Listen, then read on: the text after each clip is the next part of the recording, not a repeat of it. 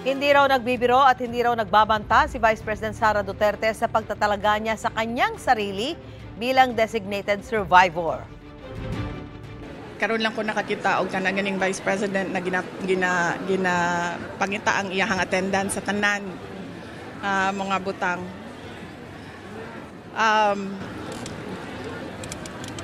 Dili to siya joke, dili po to siya bomb threat. I think many missed the point. So, para sa ako, kung wala ka kasabot the first time, I don't think you deserve an explanation. Ang pagtatalaga ng bise sa sarili bilang designated survivor ang dahilan niya kung bakit hindi raw siya dadalo sa State of the Nation address ng Pangulo sa Lunes. Sa Amerika, ang designated survivor ay opisyal na hindi pinadadalo sa mahahalagang pagtitipon kung nasaan ang presidente at iba pang nasa line of succession. Walang ganitong konsepto sa Pilipinas.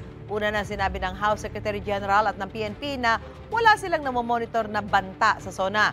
Titiyakin naman daw ng bise na magiging maayos ang transition sa Department of Education kay incoming Secretary Sani Angara. Magpupulong ang bise at si Angara kasabay ng turnover ceremony ngayong araw. Mga kapuso, para una ka sa mga balita, mag-subscribe sa GMA Integrated News sa YouTube. Sa mga kapuso abroad, subaybayan niyo po kami sa GMA Pinoy TV at sa www.gmanews.tv.